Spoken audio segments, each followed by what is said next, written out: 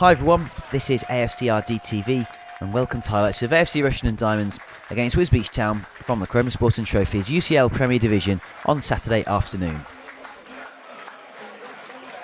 An impressive crowd of 930 crammed into the Dog and Duck for this eagerly anticipated clash between the Diamonds and Wisbech, their closest challengers for the title.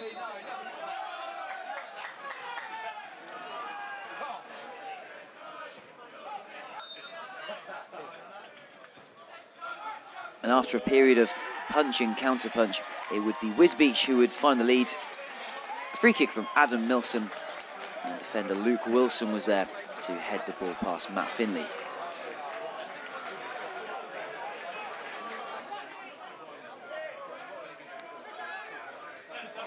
Diamonds tried to respond. There, Richard Bunting with a header going over. And then a cross from Matt Gearing, just missing all the Diamonds players, going out for a goal kick.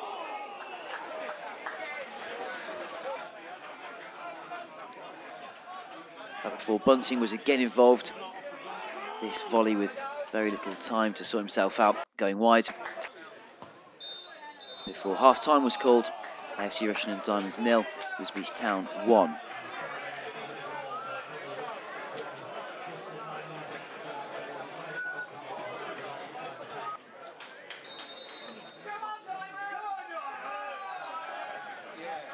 It would be Wisbech who would have the majority of the chances in the opening periods of the second half.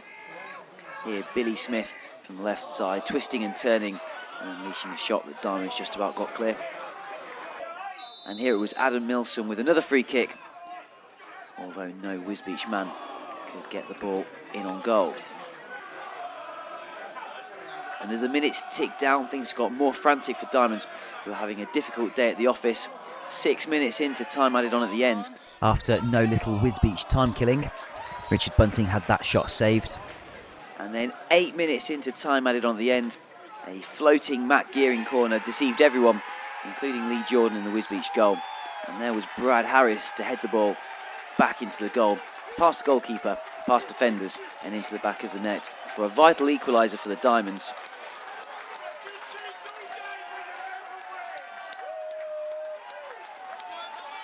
And that, as you would expect, sparked rapturous scenes.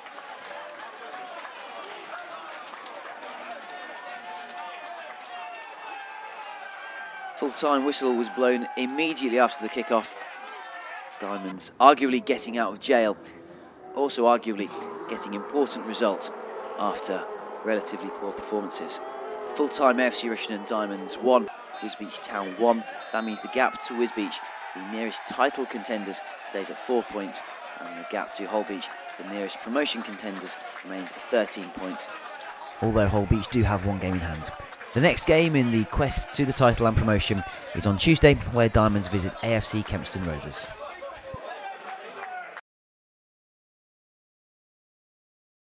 Yeah, it was crunch time today, and wow, what a game. It felt like a win, but it actually finished Diamonds 1, Wisbech Town 1, and I'm with the obvious man of the match. It's got to be the one and only Brad Harris. Well done, Bradley. Cheers, thank you, cheers.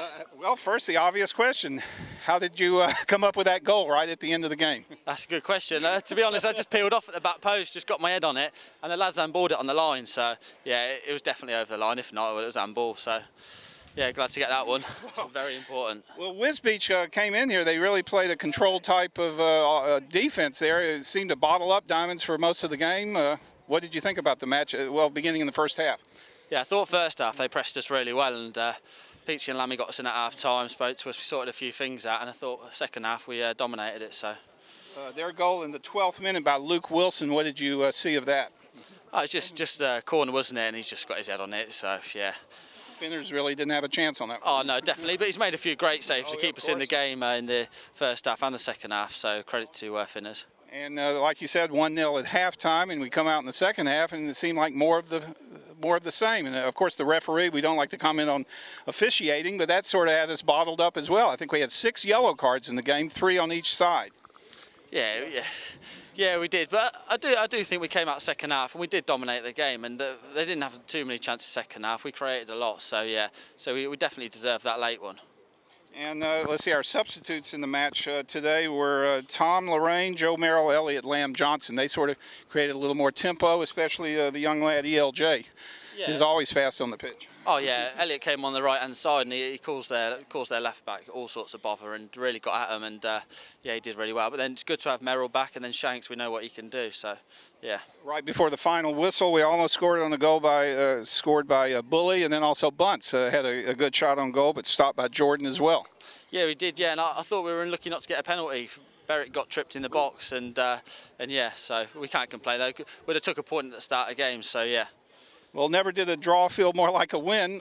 Just run us through that goal again. The corner kick was by Gearing, wasn't it? Matt had the corner kick. Oh yeah, Matt Gearing just swung it in, and the keeper's come for it. He's missed it. A few players have missed it. I've found myself in a bit of space, got my head on it, and away I went. Valuable point, but we always have to point towards the next game as well. It's a quick turnaround Tuesday night at Kempston, right? AFC Kempston Rovers. Yeah, we know that's going to be a tough game as well. They're all tough games. Everyone wants to beat us, so yeah, we'll go there, put a good shift in, hopefully take the 3 points. Yeah, we're getting nearer. So we certainly are. Well done, Brad. Cheers. Cheers. Thank you. Ta. Right. Well, here I am now with AFC Rushden Diamonds manager Andy Peakes. Andy, still top of the league? Still top of the league, Dave. Yeah, happy to finish the game. Obviously, as we were really. And a bit of a scrappy game all round, I thought. Yeah, it was a scrappy game. I thought it was going to be that sort of game. The pitches get this time of the year, they're quite hard, it's quite windy, and I always felt with two evenly matched teams in a lot of areas it was going to be tight, probably decided by set pieces, which is exactly what it was. And a fair bit at stake for both teams? Yeah, of course, no one wanted to lose, did they? Obviously, both teams wanted to win, but you'd expect that. So, not the greatest start when Wisbech scored.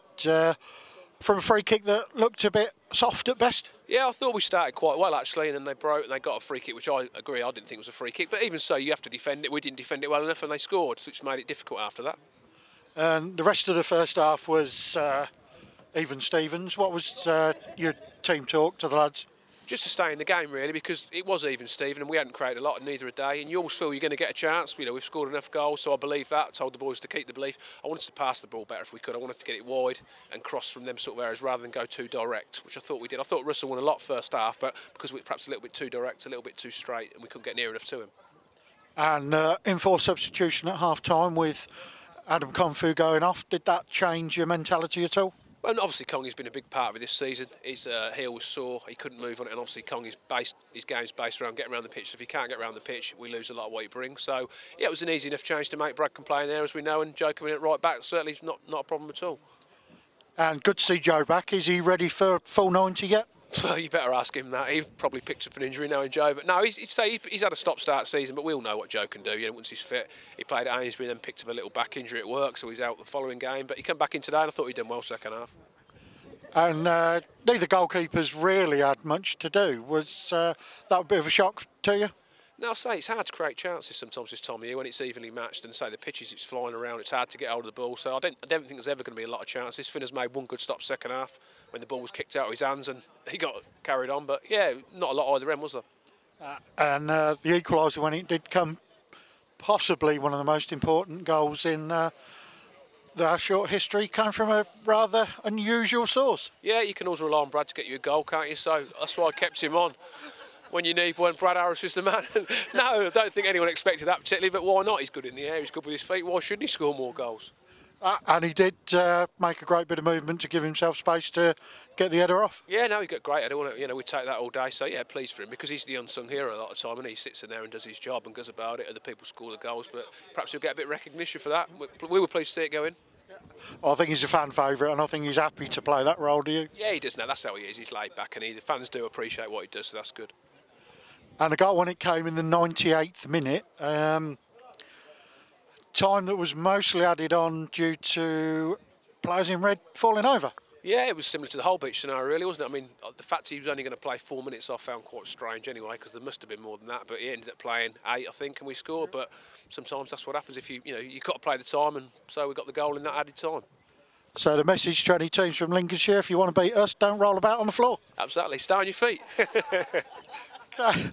Well, there you go. It's been talking about for a little while. It's now over, and while it will be discussed, I expect your thoughts already are turning to Tuesday. Yeah, no, I mean, I just said to the boys, it was nice to get a lot of people here. I don't think they probably played as well as they could play, but at the end of the day, we're still where we want to be. We've now got a massive game Tuesday night at Kempston, and that's what we'll be focused on. And it will be, won't it? You can't go in there and undo all the good work that eventually paid off today by putting in a poor performance there. No, that won't happen. They'll be up for it. Kempston are on a good side. They're on a good little run at times as well, so we know a lot about them, and yeah, we'll be well up for Tuesday night. Well, results like that, Andy, are what makes champions, so fingers crossed, well done, and I'll see you Tuesday. Thanks, mate. I hope you're right. Cheers. Cheers.